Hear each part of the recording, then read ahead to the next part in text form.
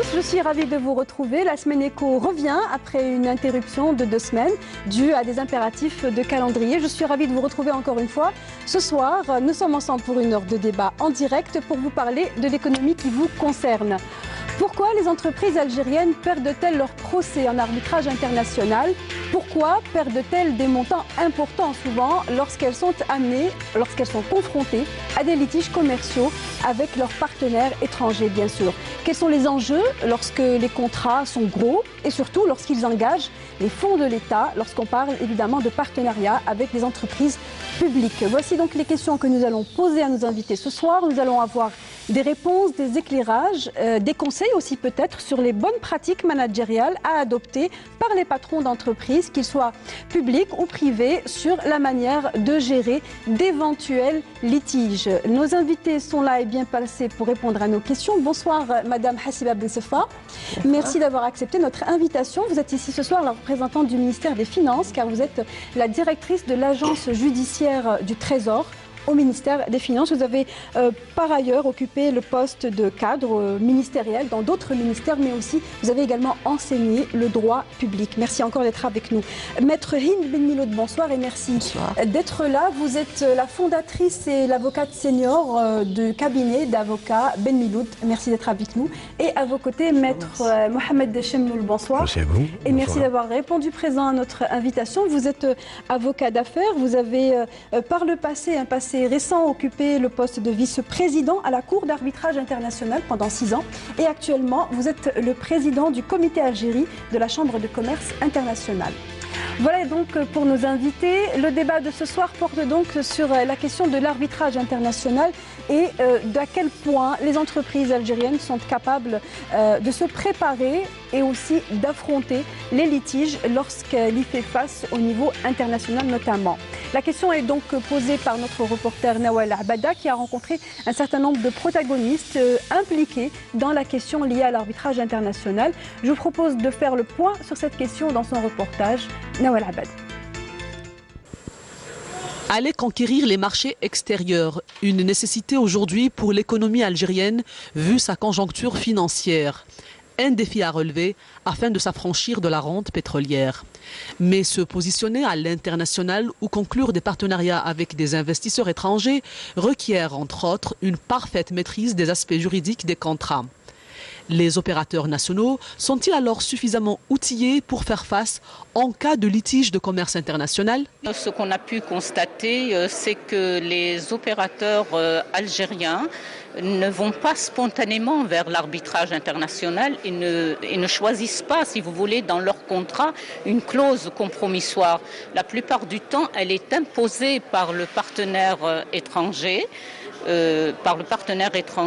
et donc les opérateurs algériens subissent beaucoup plus l'arbitrage international qu'ils ne le choisissent. Il est triste aussi de constater que les opérateurs économiques algériens font appel à des professionnels du monde juridique uniquement quand ça ne va pas. Donc il n'y a pas cette culture préventive de se faire accompagner dès le départ par un expert juridique. Sincèrement, je ne pense pas que ça fait partie de la culture algérienne parce qu'on est plus... Bon, il ne faut pas oublier, on est algérien de nature. Donc on a une facilité à faire de confiance et on privilège le relationnel. Sauf qu'il ne faut pas oublier, on est une entreprise, on est un acteur économique, donc on doit se prémunir de ça. On doit préparer un contrat avec des clauses qui sont bien claires, on doit être assisté ou avoir un service à des services compétents, spécialement en matière d'arbitrage international et conflits internationaux. Mais les opérateurs n'en sont pas encore là, occupés qu'ils sont par les soucis qu'ils rencontrent sur le terrain. On a déjà fait de l'exportation et on continue à travailler vers l'exportation, sauf comme vous l'avez très bien dit, c'est exactement le parcours des combattants pour diverses raisons et divers soucis. Par exemple, pour notre cas, il y a déjà des soucis dans le marché interne. On a beaucoup de soucis en matière d'approvisionnement. Sur le volet externe, ou à l'international, on a aussi des soucis par rapport au système bancaire qui est très rigide. En résulte, selon les experts, une déconnexion de l'évolution des règles du jeu. Le commerce international évolue de façon continue. Le commerce international, avec les instruments qu'il a mis en place et qu'il a mis en œuvre, c'est des instruments qui parfois sont modifiés tous les jours, toutes les semaines, tous les mois. Et nous, on a à la fois un problème d'adaptation et un problème de connaissance et de maîtrise. On n'arrive pas à suivre la vitesse avec laquelle les instruments juridiques sont modifiés et on n'arrive pas aussi à suivre les nouvelles politiques contractuelles avec la modernisation. Voilà. On est resté avec une ancienne lecture des contrats qui n'est pas du tout adaptée à 2017. Et pointer du doigt également l'inadéquation de la formation. Tout le monde est responsable. Le système d'éducation, les opérateurs économiques. Quand vous avez des juristes, après 5 ans d'études, 4 ans de licence plus une année de CAPA, et puis ils ne savent même pas ce que c'est que l'arbitrage, c'est quand même, on se pose la question. Pour un pays qui veut qu'il y ait des investisseurs, qui veut attirer les investissements étrangers. Les investisseurs étrangers ne viendront que lorsque le climat juridique est sain et stable. Dans la région MENA, l'Algérie est, selon les spécialistes, le client le plus important de la Cour internationale d'arbitrage. Dans la quasi-totalité des affaires, elle adopte la posture de défense et ne traduit jamais ou presque ses partenaires étrangers devant cette instance. On a donc fait, avec Nawal Abada, dans ce reportage, un rapide éventail ou un rapide... on a revu en tout cas la question de l'arbitrage international globalement, les raisons essentielles qui sont peut-être endémiques à la gestion de l'entreprise, mais aussi au contexte. Le climat a été évoqué, les aspects de préparation, donc de formation des juristes. Ce sont des aspects que nous allons détailler avec vous. Les raisons sont multiples, donc on ne jettera pas la pierre d'emblée sur une partie ou une autre, mais peut-être qu'une information pour démarrer le débat s'impose, et je rebondis sur ce qu'a dit Nawal Abada dans son reportage. Aujourd'hui, est-ce que l'on peut vraiment dire que l'Algérie est le client le plus important de la Cour internationale d'arbitrage en comparaison avec la région MENA? La question est pour vous, Maître Mohamed Chemloul. Est-ce que vous êtes affirmatif? L'Algérie est bien celui qui, capitalise le plus d'affaires en arbitrage international? D'abord, il y a une réponse qui est tout à fait objective et rigoureuse. Il ne faut pas voir dans l'arbitrage une maladie. L'arbitrage, c'est presque un cheminement normal. Dans le cas des relations d'affaires, lorsque vous signez un contrat, où vous vous entendez avec votre partenaire et vous essayez de trouver une solution à l'amiable aux différends qui vous opposent, ou bien votre partenaire a le droit le plus absolu de recourir soit à la justice, soit à un tribunal arbitral pour faire valoir ses droits et ses revendications. C'est le principe fondamental. Bon, pourquoi apparemment l'Algérie serait le pays où il y aurait le plus d'affaires au niveau de la Cour en tant que défendresse et en tant que demanderesse? Le problème est tout à fait simple, il n'est pas compliqué. Il y a un rapport, il y a un lien immédiat et intime entre le nombre d'arbitrages et le nombre de contrats que vous signez. Et si vous êtes un pays en plein essor, si vous êtes un pays où les investissements se succèdent à une vitesse inimaginable, où dans l'année vous signez plusieurs centaines de contrats, c'est tout à fait normal que sur les plusieurs centaines de contrats, que vous ayez à un moment quelconque un différend avec un partenaire. Mais si vous ne signez rien, si vous ne faites rien, si vous n'investissez rien, si vous ne réalisez rien, vous ne pouvez pas avoir de problème avec quiconque. C'est sous cet angle-là qu'il faut voir l'arbitrage. Il ne faut pas voir l'arbitrage comme étant une condamnation, entre guillemets, des opérateurs algériens. Il y a lieu de comparer entre l'Algérie et la région Afrique du Nord, Moyen-Orient. Je crois savoir, nous croyons savoir, la rédaction a consulté des données et pour la seule année 2016, il y a eu 9 affaires, 9 contrats qui ont été soulevés par la Cour d'arbitrage international par des partenaires étrangers avec l'Algérie. Est-ce que 9 contrats, par rapport à une année, on parle d'année 2016, est-ce que c'est beaucoup? Est-ce que c'est pas beaucoup? Est-ce que c'est quelque chose qui devrait être apprécié peut-être différemment, comme disait Maître Chemloul? Madame Ben Sefa. Donc, je vous remercie pour la question. En fait, moi, je ne suis pas tout à fait d'accord de dire que l'Algérie a un grand nombre de contrats, de litiges internationaux, et notamment à la CCI. Si on la compare avec l'ensemble des pays au niveau international, c'est, je dirais, par rapport au nombre d'investissements, au nombre de contrats commerciaux, parce qu'il faut faire la différence entre un arbitrage commercial et un arbitrage d'investissement. Parce que l'arbitrage commercial concerne des activités purement commerciales, et ils sont régis par des règles commerciales, tandis qu'un arbitrage d'investissement, c'est plus nouveau, c'est-à-dire c'est plus récent par rapport à l'arbitrage international commercial. Donc, si nous devons faire une comparaison à la région MENA, à ma connaissance, d'autres pays sont beaucoup plus importants que nous, mais sauf que ils ne se dirigent pas vers la CCI, ils se dirigent soit vers le CERDI, soit vers la CNUTSED. Et nous trouvons que ces pays-là, pourquoi se dirigent-ils vers ces organisations, notamment la CNUTSI, pardon, c'est parce qu'il y a des garanties, c'est beaucoup moins cher, il y a d'autres aspects qui rentrent dans cette problématique, oui, dans ce choix. Parce qu'en fait, il faut tout d'abord, avant de parler de contrat, il faut savoir quand il s'agit d'arbitrage commercial, c'est sur la base d'un contrat. Quand il s'agit d'un arbitrage d'investissement, c'est sur la base d'une convention bilatérale entre deux États. Entre deux États, où, voilà. Mais les 9 contrats contestés par des partenaires étrangers en 2016 à la Cour d'arbitrage international sont des contrats, relèvent de l'arbitrage commercial. Hein, plutôt. Et non pas d'investissement. Absolument, parce que les contrats sur l'investissement vont généralement soit vers le CERDI, soit vers la CNUTSI.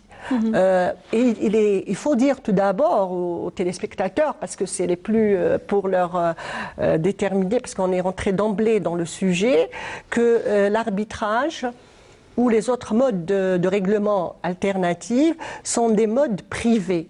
C'est-à-dire, au lieu d'aller devant le juge étatique, qui lui, parce que chez nous, il y a dans le Code de procédure civile et administrative, des juridictions qui traitent de l'arbitrage, qui traitent de la médiation et qui traitent de la conciliation. On va détailler cela un peu plus tard dans le débat.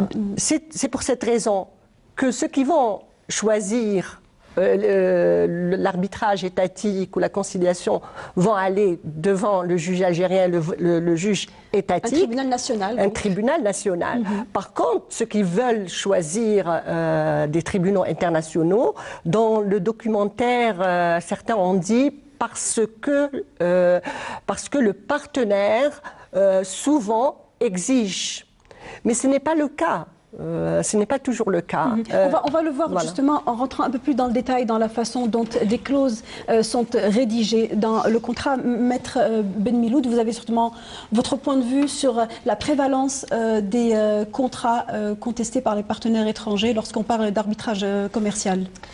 Alors, moi, effectivement, dans le même ordre d'idées que mon confrère et que madame, je ne suis pas sûre qu'il y ait plus de procès en arbitrage. D'abord, ce qu'il faut savoir, c'est que dans les contrats d'arbitrage, il y a souvent la confidentialité. Donc, on ne sait pas forcément... C'est une donnée qui échappe finalement. Absolument. Il y a beaucoup de suppositions par vos confrères. Hein. Nous pouvons lire à travers la presse que beaucoup de juristes pensent savoir. Mais en réalité, on ne peut pas savoir. Non, parce qu'il n'y a que les signataires de ces conventions ou contrats qui sont au courant, ou les arbitres qui ont l'expérience de mon confrère.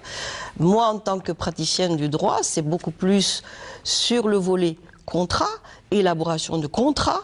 Alors aujourd'hui, si on parle des contentieux, moi je pense, de par ma petite expérience, c'est que les sociétés algériennes n'ont pas bien structurer les clauses compromissoires. Moi, je pense que c'est beaucoup plus cet aspect-là qui doit être revu, étoffé d'une manière beaucoup plus professionnelle, parce que ce qu'il faut savoir, c'est que on le voit dans la vie, dans les affaires, c'est que systématiquement, lorsque vous avez une société algérienne, il ne faut pas avoir honte de le dire, il est très rare de voir cette société recourir à un avocat, au service d'un avocat,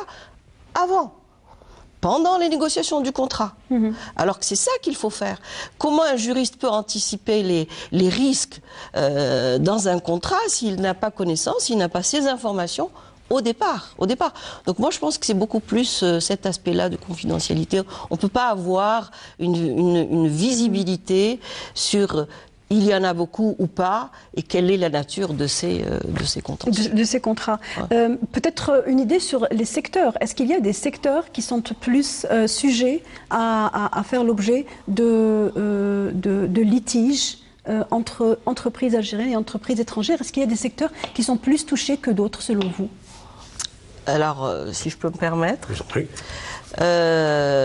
Aujourd'hui, ce qu'il faut savoir, c'est qu'une société étrangère, ne connaissant pas un droit lorsqu'elle va aller dans un pays, effectivement, conseille systématiquement, la conseille systématiquement sur l'arbitrage, parce qu'ils méconnaissent le droit local, qu'ils pensent qu'ils ont beaucoup plus de sécurité dans une clause compromissoire.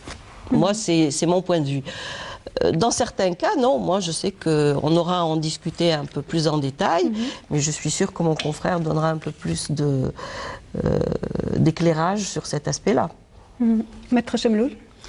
Je rejoins ce que disait Mme Elmiroub, c'est parce que c'est un calcul de risque. Parce que quand les gens signent un contrat ou qu'ils investissent dans un pays, ils ont toute une checklist et ils vérifient un certain nombre de points, pas uniquement le niveau juridique, le fonctionnement des tribunaux, le délai que vous mettez si vous introduisez une action devant le premier juge pour avoir une décision, quel est le délai qu'il vous faut pour obtenir telle ou telle autorisation. Donc, et cette analyse de risque a pour eux une résultante qui est le coût. Le coût et le prix. Donc le recours à l'arbitrage, c'est plutôt c'est pas une atteinte à la souveraineté comme cela a été interprété à un certain moment comme étant une atteinte à la souveraineté nationale.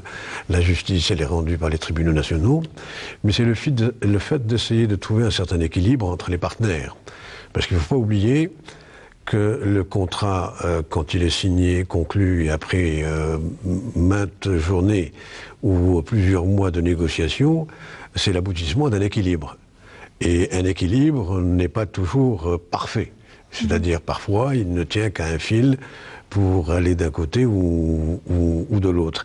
Et c'est tout à fait normal qu'on aille vers cette justice privée qui a été évoquée, parce qu'on considère que cette justice privée, elle a à la fois plus d'expertise, qu'elle est plus rapide et qu'elle est moins onéreuse. Voilà en gros les trois caractères principaux par lesquels on avait défini l'arbitrage commercial international de par le passé. Oui. Voilà. Vous êtes d'accord, Maître Hassiba Ben Safa? Vous disiez tout à l'heure qu'il y avait aussi d'autres options qui peuvent également impacter le coût. Ce que peut représenter le coût d'un arbitrage? En fait, le coût de l'arbitrage, c'est les représentants des parties. S'ils sont... premièrement, l'arbitrage, généralement, a une durée plus longue. La moyenne, c'est de 2 ans et demi. Ça peut aller jusqu'à 5 ans, et voire 10 ans. On a vu des arbitrages arriver jusqu'à 10 ans. Ça veut dire pendant 10 ans, vous êtes en train de suivre un arbitrage parce que les sentences sont rendues après une année en moyenne et un peu plus parfois. pour le CERDI, par exemple. Je ne sais pas pour la CCI, je n'ai pas connaissance de la durée. Pendant cette période, il y a un échange de documentation, un échange de lettres, un échange et la procédure dure assez longtemps. Et donc, ils sont, à mon avis, l'arbitrage est plus cher que les autres modes alternatifs de règlement bien que l'arbitrage est un moyen alternatif de règlement des litiges. Mais la conciliation ou la médiation est moins chère.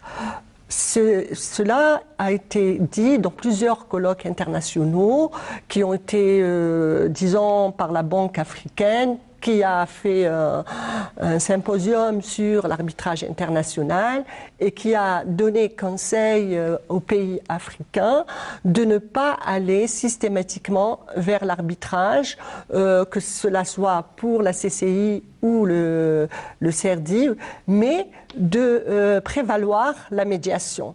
Alors, cela... Et pourtant, donc, malgré ces conseils, il se trouve qu'aujourd'hui, lorsque les contrats sont rédigés, les clauses qui sont relatives au litige sont censées préciser, en cas de litige, irons-nous dans une médiation ou dans un tribunal national ou bien irons-nous dans un tribunal international? C'est quelque chose qui peut être décidé en amont. Absolument. On est bien d'accord.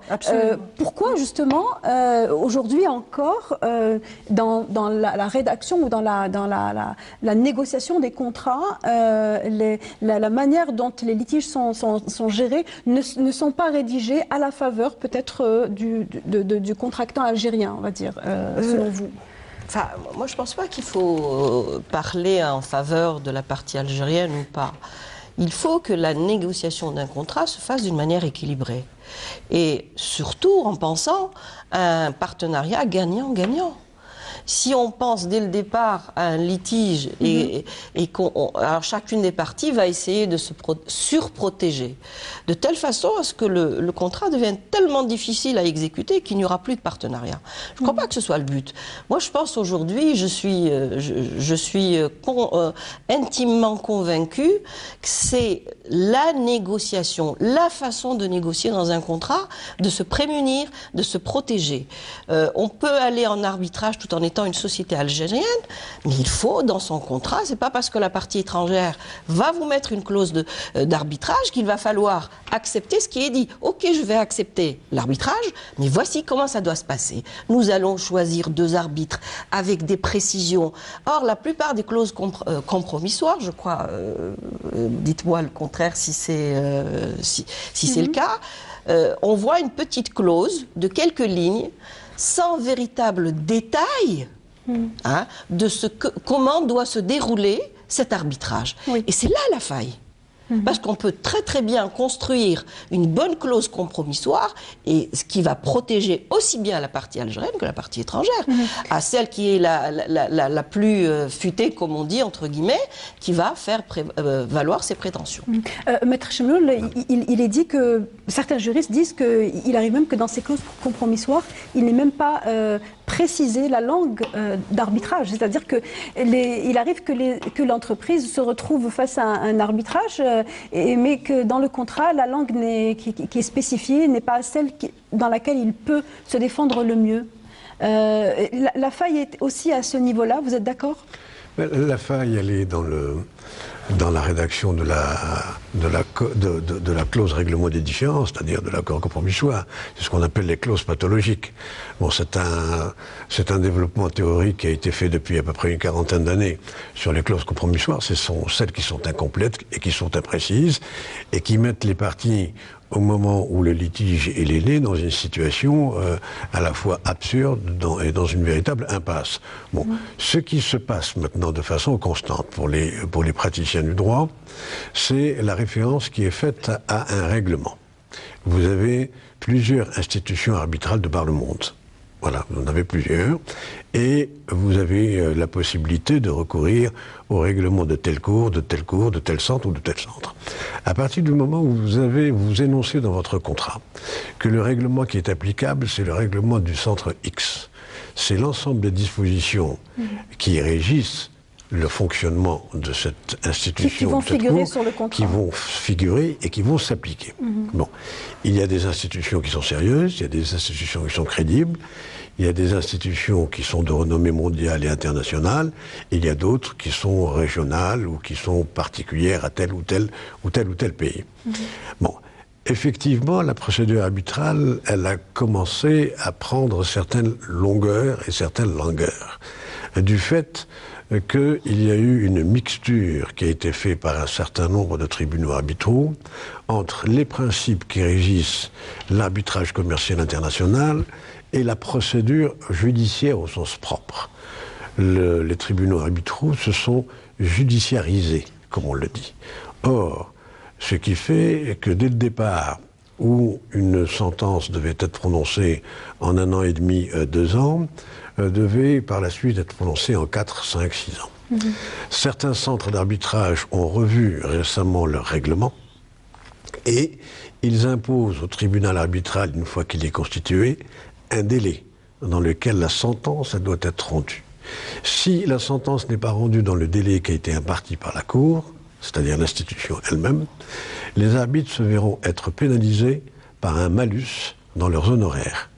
C'est une chose qui a été introduite, notamment dans le règlement de la Cour internationale d'arbitrage depuis mars dernier. Or, depuis mars dernier, où la sentence elle est rendue en 1 an et demi, si elle n'est pas rendue dans les délais, et si vous n'obtenez pas une extension de délai, eh bien vos honoraires, vous allez être pénalisé. Donc les durées à rallonge sont aujourd'hui les durées à rallonge, on attention, vous avez certains dossiers et qui sont incompressibles. Parce qu'il y a arbitrage et arbitrage, en fonction de la nature des arbitrages. Vous avez ce qu'on appelle les arbitrages construction, c'est l'arbitrage qui dure le plus longtemps, parce que vous avez l'intervention à un certain moment dans la procédure d'expertise. Chacune des parties, elle désigne un expert, donc il faut écouter l'expert, il faut l'entendre, il faut lire son rapport, il faut faire un contre-rapport, et ainsi de suite. Là, ça dure longtemps. Il faut faire les auditions des experts.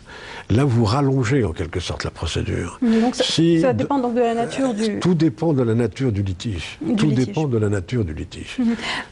Aujourd'hui, on a pu entendre par vos interventions, mais aussi celles qu'on a pu écouter dans le reportage, qu'au niveau des entreprises, elles n'accordaient pas suffisamment d'importance au rôle du juriste dans la rédaction du contrat. Aujourd'hui, est-ce que vous, en tant que, on va dire, agence judiciaire du Trésor, vous intervenez, il faut le rappeler, en aval, c'est-à-dire une fois que le litige intervient. Est-ce que vous avez une visibilité sur à quel point les entreprises accordent de l'importance à la rédaction des contrats par des juristes et des juristes qui sont à même d'endiguer des situations ou de préparer l'entreprise à des situations de litige? Et est-ce que également vous conseillez les entreprises publiques, puisqu'elles dépendent de vous? En fait, par rapport à la première question que vous avez posée tout à l'heure, est-ce que tous les secteurs ont des litiges? Je répondrai non. Ce sont, selon les commandes, en ce qui nous concerne, nous, agents judiciaires du Trésor, c'est souvent sur les commandes publiques. Plus il y a de la commande publique, c'est-à-dire des marchés, plus il y a possibilité d'avoir un arbitrage en fin de parcours ou souvent au milieu du parcours, vous avez un arbitrage parce que les délais d'exécution n'ont pas été respectés par l'autre partie ou parce que une expropriation n'a pas été faite au bon moment et donc il faut intervenir. Il y a également des projets qui n'ont carrément pas lieu. Mais généralement, dans le domaine des travaux publics, c'est la médiation. Et récemment, il y a eu des changements dans le Code des marchés publics qui incitent tous les secteurs qui ont des marchés publics avec des partenaires étrangers de passer tout d'abord à la médiation. C'est-à-dire si la médiation n'aboutit pas, c'est là où on va à l'arbitrage. Et c'est pour cette raison qu'on a un peu délocalisé au départ. C'était où il y avait une commission nationale des marchés publics. À chaque fois qu'il y avait un problème, il fallait remonter jusqu'à la commission nationale des marchés publics. Maintenant, chaque ministère, chaque institution... Les décisions sont délocalisées, on va dire. Les décisions sont délocalisées. Ça fait qu'en fait, on prend rapidement... on donne rapidement la solution. Et quand on va dans la médiation, elle est pas coûteuse. Et donc, le médiateur n'est pas là. Il peut aller dans la médiation étatique ou dans la médiation en choisissant avec le partenaire un médiateur qui va... C'est pas lui qui va donner la décision, c'est les deux donner la solution, pardon. C'est les deux parties qui vont s'entendre sur un règlement à l'amiable. Et ça marche. C'est quelque chose qui a eu un très grand écho, parce qu'en général, c'est moins coûteux, ça reste au plus tard 2 ans, voire à 2 ans et demi, selon les statistiques. C'est quelque chose qui est toléré par les partenaires. C'est quelque chose qui est toléré par les partenaires. Parce que l'on parle de négociation. Donc, quand on parle de marché public, c'est vrai que nous trouvons souvent dans les marchés publics, par exemple, juste une clause, un article ou 2 articles. Mais généralement, ils renvoient aux tribunaux. Certains renvoient aux tribunaux algériens, mais le partenaire refuse, s'il a un traité bilatéral qui est signé par l'État algérien, par les 2 parties, il va préférer aller vers d'autres méthodes, vers d'autres solutions d'arbitrage, d'autres centres, soit il choisit, selon ce qui a été dit dans la convention, parce que généralement il y a la convention ANDI aussi qui rentre, parce que c'est pour l'encouragement de l'investissement, ces gens ont ces partenaires économiques ont souvent des réductions d'impôts, par exemple des concessions de terrain. Ils ont tous les avantages. Ces avantages, en fait, qu'on leur donne, c'est dans le cadre de la protection de l'investissement et dans le cadre de la promotion de l'investissement. C'est souvent le partenaire ne respecte pas le cahier des charges et l'État est dans une situation, parce que le projet ne fonctionne pas ou est à l'arrêt. Donc elle est dans une situation ambiguë. Mais on se rend compte que la partie adverse, c'est elle qui attaque la première. Mais si nous allons voir dans les secteurs, pour répondre à votre question, je vois par exemple, dans le cas de la Sonelgaz, vous trouverez très peu ils font beaucoup de médiation, mais leur staff est constitué. Chaque fois qu'il y a un contrat, chaque fois ils ont un staff qui est formé et qui est formé en faisant aussi appel à des experts, des avocats. Des avocats d'affaires, d'accord. Cela pour l'exemple de Sonelgaz. La même question par rapport à vous, par rapport à d'autres entreprises. Aujourd'hui, à quel point les entreprises sont conscientes ou pas de l'importance d'avoir recours soit à un cabinet d'avocats d'affaires, soit à un juriste qui travaille à leur niveau pour pouvoir préparer les contrats au mieux? Écoutez, aujourd'hui, ça me fait 28 ans de barreau. J'ai commencé très jeune la pratique des contrats internationaux. Et je vous avoue très franchement que depuis les années 90 à aujourd'hui, à part les grands groupes, qu'ils soient publics ou privés, qui font appel à des conseils, aujourd'hui, les sociétés restent très frileuses pour faire appel à un juriste. Ou alors, quand elles font appel au juriste, c'est très simple, elles négocient toutes seules, et après, elles envoient le contrat au juriste pour valider.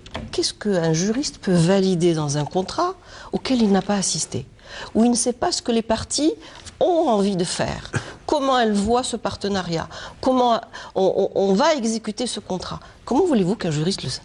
Et après, on va engager sa responsabilité sur la validation de ce contrat. Vous décrivez le comportement d'entreprises publiques ou privées? Les deux, les deux, on va dire des moyennes entreprises ou petites, n'ont pas ce réflexe d'associer dès le départ le juriste aux négociations. de savoir comment, oui, il y a des choses que l'on peut faire. Non, on ne peut pas faire. Faites attention, dans quelques temps, si les choses vont... C'est toutes ces choses-là, aujourd'hui, qui peinent à exister. Regardez dans la création d'une société. N'allons pas vers l'étranger. Simplement la création entre individus ici, Algériens entre eux. Ils n'ont jamais le réflexe de signer un pacte d'associés ou d'actionnaires qui va dire comment on va créer cette société, comment on va la gérer. Si l'un de nous doit quitter, comment ça doit se faire. Déjà, ce genre de réflexe n'existe pas dans les sociétés. On le voit systématiquement. Ce sont des aspects qui sont souvent laissés au hasard du scénario. Il peut bien se passer comme il peut mal se passer. Et on appelle l'avocat quand il y a le feu. Non, non. Maître Chemloul, est-ce que c'est un problème de manque de confiance dans la capacité des juristes? Je me permets de le dire parce que ça a été dit par vos confrères. Il se dit que dans la formation même, l'arbitrage international n'est pas quelque chose qui est maîtrisé par les juristes d'une part, ou bien est-ce que c'est tout simplement une méconnaissance managériale au niveau de l'entreprise? Bon, je peux répondre en un seul mot, mais ça serait une réponse très... c'est culturel. Voilà. Tout simplement, c'est culturel. C'est culturel au sens à la fois noble et large du terme. D'abord, il y a une inadéquation entre la formation juridique et puis les besoins du marché. Il y a une forte inadéquation, une inadaptation. Il y a aussi un dysfonctionnement entre les besoins du marché et... Parce que les instruments juridiques dont parlait Maître Benmirou, mais qui sont des instruments qui ont été créés par la pratique, on ne les apprend pas généralement à l'université. On les apprend dans le quotidien, dans la pratique, en participant à des rounds de négociation, en faisant des recherches et en rédigeant. Et le juriste, malheureusement chez nous, il n'intervient pas il intervient en aval lorsqu'il n'y a plus rien à faire. Lorsque vraiment il n'y a plus rien à faire. Parce que c'est pas quelque chose qui peut être obligatoire ailleurs, dans la rédaction d'un contrat. Ce n'est pas quelque chose qui doit être obligatoire et donc, encore une fois, recourir à la loi pour obliger les entreprises à recourir à un modèle plutôt que de céder à la culture, comme vous le disiez. Non, parce que enfermer quelqu'un dans un modèle type, ça a du bon et ça a du mauvais.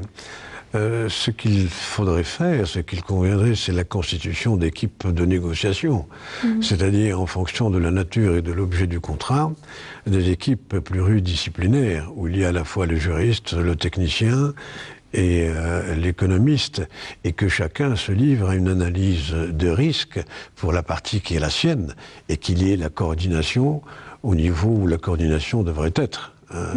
Lorsque vous voyez le système anglo-saxon, surtout par exemple aux États-Unis, lorsque vous avez de très grandes négociations, ce n'est pas le patron qui négocie, c'est le juriste qui négocie. C'est le patron du juridique de la société. C'est-à-dire qu'il a un statut qui est important, qui est prépondérant dans c'est lui qui négocie, c'est lui qui décide, et c'est lui qui décide en réunion. Mais le travail est fait. Le travail préparatoire. Or, on ne rentre pas dans une salle de réunion pour négocier un contrat les mains dans les poches. Cela nécessite un effort de réflexion, de concertation, de définition de stratégie de recul, de différents scénarios. Si on va avec une seule visibilité, on risque de ne pas aller loin. Aujourd'hui, est-ce que les entreprises publiques, je mets l'accent sur les entreprises publiques, car vous l'avez dit au début, s'il y a beaucoup d'affaires qui sont portées dans l'arbitrage international, c'est aussi relatif à une période d'embellie.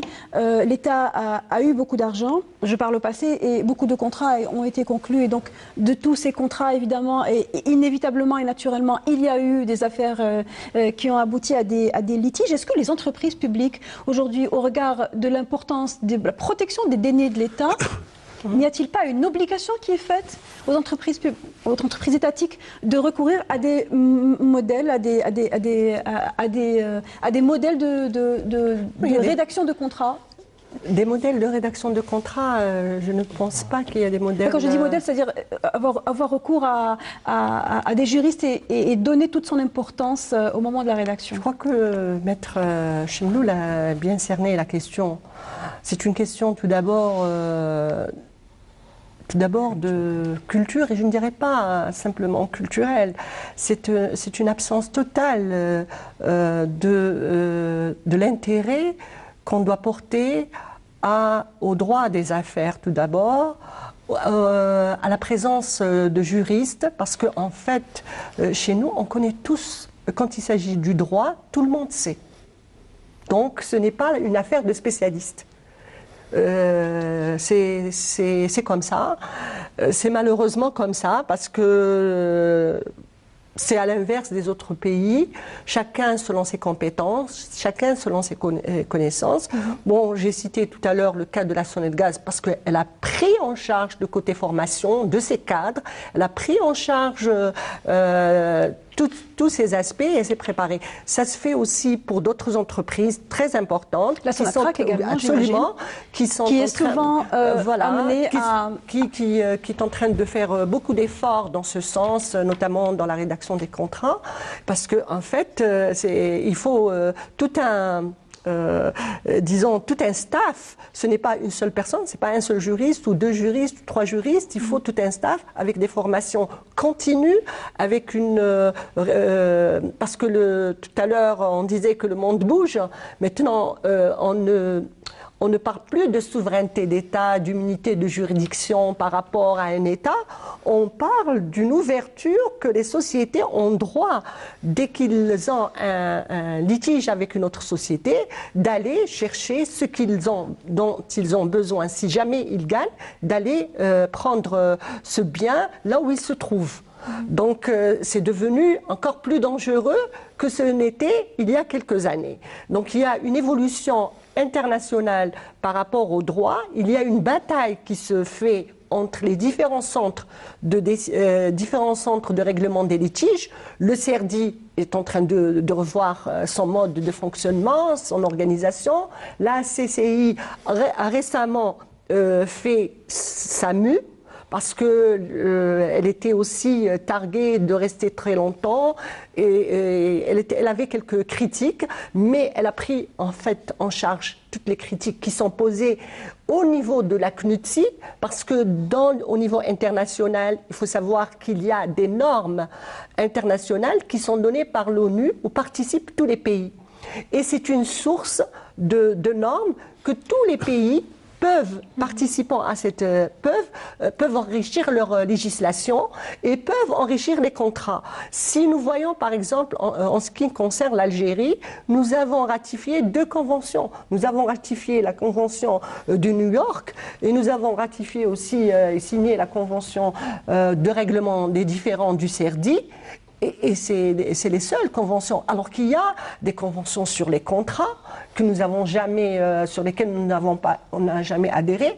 Pourquoi nous n'avons jamais adhéré? Si nous avions adhéré à ces contrats, nous aurions pu peut-être apprendre à rédiger les bons contrats, parce que nous n'avons pas, disons, suffisamment de juristes en matière de droit des affaires.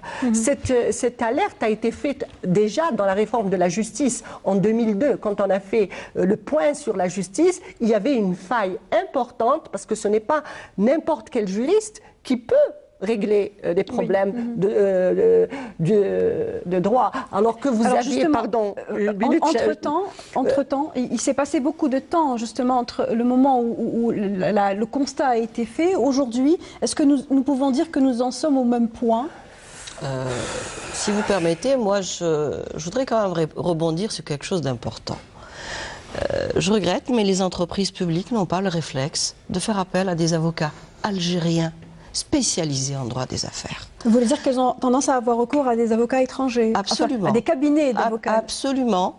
Dans des litiges qui peuvent être tout à fait traités par des avocats algériens. Il n'y en a peut-être pas autant que les avocats classiques, mais il y en a aujourd'hui. Nous avons de bons juristes, de bons avocats qui sont spécialisés dans différents domaines. Je suis spécialisée dans le numérique. Je vois souvent je vois souvent des experts venir expliquer à un ministère, quel qu'il soit, le ministère, sur des processus qui se passent ici en Algérie, avec une pratique qu'ils n'ont pas. Je regrette de le dire, il y a encore ce fameux complexe de faire appel à un étranger parce qu'il est peut-être plus compétent. Aujourd'hui, quand vous voyez certains grands cabinets, qu'ils soient financiers, juristes ou autres, quand ils vous envoient pas les Big Five, ils vous envoient les jeunes juristes qui n'ont pas une réelle pratique du droit algérien. Enfin, qu'ils soient jeunes ou pas jeunes, peu importe. Ils sont pas du vivier, vous voulez dire. Mais aujourd'hui, je crois qu'il faut dire qu'il y a suffisamment de personnes à même de conseiller aussi bien les ministères, les grandes entreprises comme Sonatrach, comme Sonelgaz, et pas forcément à chaque fois. Alors on parle de coûts. Je le dis, j'ai eu l'expérience d'être saisie par mes confrères étrangers pour un travail qui était livré par un cabinet étranger à l'Algérie. Alors je regrette. Donc ils sous-traitent, c'est un cabinet. Oui, nous avons sous-traité ces questions-là sur des choses qui se passent en Algérie. Moi, je pense que leur avantage, c'est leur label. C'est bien ça. Leur label. Et le fait qu'ils soient connus peut-être sur le marché dans le international des juristes. Votre point de vue rapidement sur la question, Maître Chemelou, pour passer à une autre question. Et je vous vois sourire d'ici. Je suis sûre que vous avez votre point de vue. Je partage en partie ce que vient de dire Maître Chemelou. Vous allez faire le médiateur et le consensuel entre les deux. Non, parce qu'il y a d'abord plusieurs problèmes objectifs qui viennent les uns à côté des autres. Il y a d'abord l'organisation de la profession d'avocat. Les cabinets anglo-saxons, c'est des cabinets qui réunissent parfois 3000 à 3500 avocats. Regardez la capacité de mobilisation de 3500 personnes. Elles ne vont pas travailler toutes sur le dossier. Sur plusieurs régions. Mais il y a des cabinets qui sont installés sur plusieurs régions. Il y a des cabinets qui peuvent vous mobiliser sur un dossier 10 avocats en même temps. Ce qui n'est pas le cas dans notre pays. Dans notre pays, il n'y a aucun cabinet, à ma connaissance, qui puisse mobiliser 10 avocats de son cabinet sur un dossier. Vous avez ce premier point. Le deuxième point, c'est qu'il y a une pauvreté et une indigence inimaginable au niveau de la documentation. Et pour plusieurs raisons.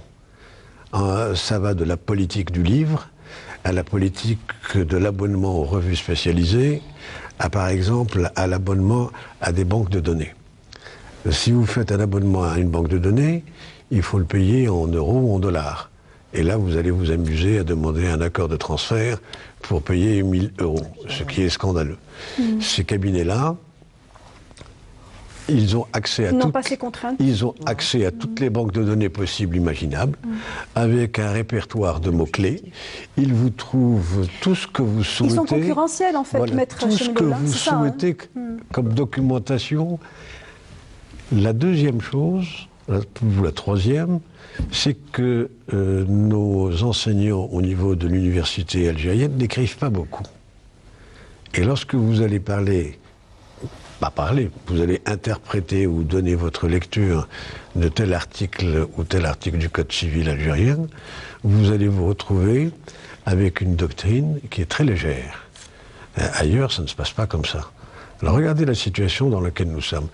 Je vais vous raconter une petite anecdote pour voir le niveau dans lequel et l'environnement dans lequel nous travaillons. Rapidement. Il est quasiment impossible de trouver sur le marché des intercalaires qui dépassent le chiffre 33. Si vous avez un dossier à remettre et vous avez 118 pièces, comment vous allez écrire 110, 116, 117, 118 ? Oui. Voilà. Oui, c'est un petit exemple qui trahit un petit peu. Il y a tout un ensemble. Le manque de... la difficulté, en tout cas, qu'ont les juristes algériens à être concurrentiels par rapport aux avocats étrangers. Non, parce qu'on oublie une chose. On oublie une chose, on ne veut pas la voir. Le droit évolue. Et le droit évolue à une vitesse inimaginable. Et en Algérie, qu'en est-il ? Parce que le droit, il évolue en fonction de l'évolution de l'économie mondiale. Nous, on évolue à une vitesse moindre. Alors, avant de clore l'émission, il nous reste une poignée de 10 à 15 minutes, voilà, pour tenter d'être complet sur cette problématique. Nous n'avons pas de chef d'entreprise ici ce soir autour du plateau, et peut-être que si un chef d'entreprise était là, il dirait qu'il n'y a pas que, le problème ne pourrait pas se situer qu'à son niveau. Il y a également un climat des affaires dans lequel les entreprises évoluent, un climat qui, lui, parfois, souvent, est sujet, ou pousse en tout cas, au litige. Il y a beaucoup d'exemples et on peut en citer.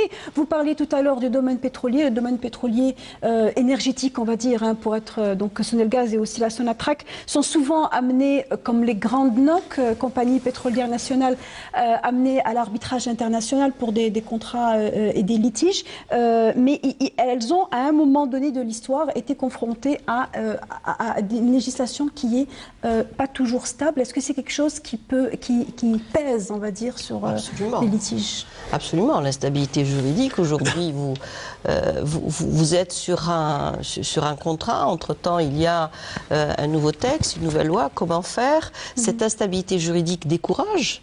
Donc, même dans l'environnement du business, dans les affaires, ça décourage les investisseurs parce qu'ils ne savent pas comment réagir, et à chaque fois, on les oblige à revenir sur des choses qui étaient déjà acquises. Oui, nous avons des cas où il y a eu, dans le cadre de certaines privatisations, par exemple, on a demandé aux investisseurs étrangers de venir, d'investir.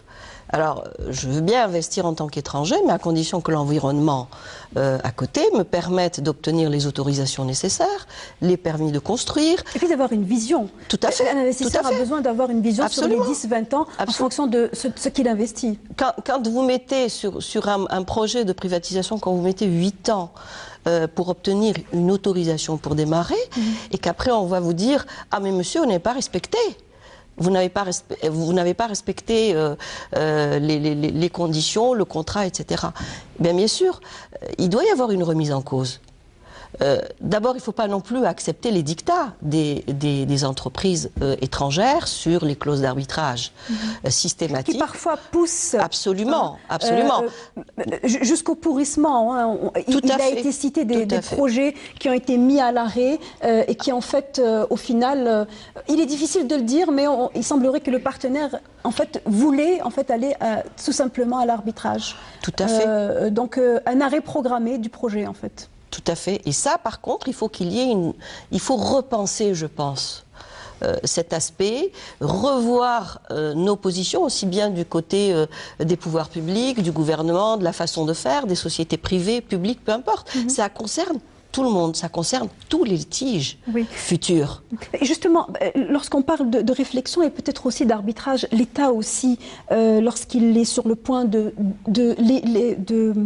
on va dire, de faire une loi, une mesure législative en loi de finances ou dans le cadre de la loi sur les hydrocarbures, que dis-je, on revient à la question des hydrocarbures et je rappelle que cette histoire d'amendement ou de changement concernant les taxes sur les super profits a été une mesure qui a été très difficile étant donné que les différents partenaires de la Sonatrach ont très mal pris la rétroactivité de cette taxe sur les super profits. Est-ce que c'est quelque chose qui a été endigué, envisagé à l'avance et l'État s'est dit on doit de toutes les façons le faire, quand bien même nous irons en arbitrage?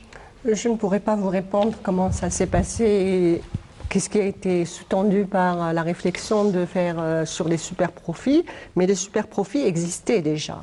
D'ailleurs, il y a eu quelques jours, il y a 3 jours, un symposium, plutôt une conférence sur l'arbitrage dans le secteur pétrolier. Et il a été démontré en fait que c'était plutôt le choix des contrats, le choix des conventions.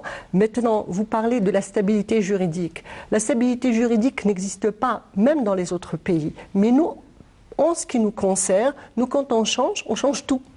On ne garde pas ce qui est bon, c'est-à-dire on doit changer un seul article. On reprend une loi pour laquelle on va changer un seul article ou 2 articles. Alors que dans d'autres pays, ils font des changements, mais sur un seul point. C'est-à-dire, je prends un décret pour changer par rapport à une évolution donnée. parce que ça a été, je suppose, je n'ai pas connaissance de ce qui s'est passé, mais je suppose que c'était justifié. Maintenant, quand on voit que les parties ont été gagnantes, c'est-à-dire que dans cette situation, l'Algérie n'a pas perdu, en fait, parce qu'il y a d'autres considérations que nous, simples citoyens, ou même travaillant dans l'administration, nous ne connaissons pas. Mais ceux qui ont dirigé ces contrats savaient quel est l'impact qu'ils allaient avoir par rapport à ces super profits. Parce que le contrat n'était pas adapté à au moment où ils ont fait le premier contrat, c'était pour attirer l'investisseur. Oui. Mais les contrats sont sur le long terme et les mesures ont... L'aspect de fiscalité qui est important a été modifié. Je rappelle qu'Anadarko, Repsol, toutes les compagnies qui sont contractantes de Sonatrach ont saisi la Cour d'arbitrage international par rapport à cet aspect-là. J'ignore si l'affaire est toujours en... Ils ont, je crois, gagné tous les deux. C'est-à-dire qu'il y a eu gagnant-gagnant dans ces affaires. Et je pense que l'Algérie n'a pas été perdante dans ces affaires parce qu'on a l'impression qu'il n'y a jamais, à mon sens, il n'y a jamais d'arbitrage où il y a un gagnant et un perdant. Oui. Ils arrivent, les arbitres, soit par... enfin, quand on voit que l'arbitrage est compliqué, on va arrêter l'arbitrage et on rentre à l'amiable. Et on va travailler sur le partage parce que les deux, s'ils allongent le procès, les deux vont être perdants. Donc il y a des stratégies qui sont mises dans les négociations concernant. Il y a des cabinets d'avocats. Maintenant, comme l'a dit Maître Chemloul, il y a des cabinets d'avocats qui peuvent vous mobiliser 10 avocats, parce que des fois, il y a des cabinets d'avocats... En ce qui nous concerne, nous avons fait le tour. Peut-être que nous, on est surtout dans le contentieux, on n'est pas dans les contrats. Donc, par rapport à certains conseils, les juristes algériens, quand il s'agit de gros projets, ils sont réticents par rapport, parce que ils sont réticents à participer. Mais ils ont quand même, en ce qui nous concerne, on a eu beaucoup de fois l'apport de certains avocats qui sont de renommée nationale et internationale et qui nous ont apporté une aide assez conséquente. L'idée est claire. Donc, on va dire une réponse mitigée par rapport à la capacité des juristes algériens à pouvoir répondre aux besoins. Alors, pour finir, on va citer une affaire qui date dernière en date, celle d'Eralgérie, qui a été sommée au début du mois en cours à verser une somme faramineuse au profit du groupe canadien de construction SMI suite à une plainte qui a été déposée. C'est un contrat, pour faire court, de réalisation de son siège social à Bzouar, un projet de réalisation qui a été annulé et donc l'entreprise canadienne a saisi le tribunal international d'arbitrage pour que Eralgérie puisse donc verser un dédommagement d'un contrat qui a été résilié. Ce n'est pas le premier contrat que des compagnies algériennes résilient. Quelle pourrait être l'issue? Est-ce qu'Eralgérie est en mesure de s'en sortir indemne de cette situation? Alors, pour ce qui me concerne, je ne connais pas d'une manière détaillée le litige qu'il y a, si ce n'est que, comme tout le monde, un peu de ce qui s'est passé. Mais je crois qu'il faut revenir toujours à l'avant. Pourquoi est-on arrivé à ce stade? Pourquoi est-on arrivé à ce stade de litige? Moi, je pense que de par mon expérience, et je pense que beaucoup de juristes le constatent aujourd'hui, c'est que d'abord, c'est le suivi en matière d'exécution de contrat qui est un problème. Et nous avons un phénomène que nous retrouvons systématiquement. C'est que durant le contrat, il suffit que le PDG change, que le directeur général change, que l'un des membres du conseil d'administration change. Parfois le ministre aussi. Pour que tout l'environnement de ce contrat, alors qu'il ne faut pas oublier qu'il y a quand même des conséquences. Si demain on décide, le nouveau ministre ou le nouveau PDG dit « moi je ne prends pas cette responsabilité, j'annule le contrat », ils oublient d'évaluer les conséquences pour la société et pour le pays. Moi, je pense que c'est souvent ce genre de situation qui font qu'on aboutit à ce type de contentieux, de litiges qui amènent les gens. S'il y a un suivi rigoureux, qu'il n'y a pas de changer, qu'il y a une pérennité, pourquoi les choses qui marchent bien ne continuent pas? Et qu'il y a la pérennité dans le suivi de ce contrat. Je ne pense pas qu'on arriverait à de telles situations extrêmes. Un dernier mot par rapport à cela, Maître Chemloul? Ben, on ne sait plus... on ne sait plus jouer notre rôle de maître de l'ouvrage. Voilà, en un mot. Merci, Maître Chemloul, d'avoir été aussi bref, d'avoir aussi consistant également. On en arrive à la fin de notre temps, du temps qui nous est imparti. Merci encore une fois, je rappelle nos invités, Madame Hassiba Ben Sefa, la directrice de l'agence judiciaire du Trésor au ministère des Finances. Merci à vous, Maître Hind Ben Miloud, fondatrice et avocate senior au cabinet d'avocats Ben Miloud. Et merci à vous, Maître Mohamed Chemloul, avocat d'affaires. Merci à vous de nous avoir suivis jusqu'au bout pour cette thématique qui donc était axée sur l'arbitrage international. On se retrouve jeudi prochain pour une nouvelle thématique. Vous pouvez revoir la rediffusion de cette émission samedi à 11h. Très bonne soirée à tous.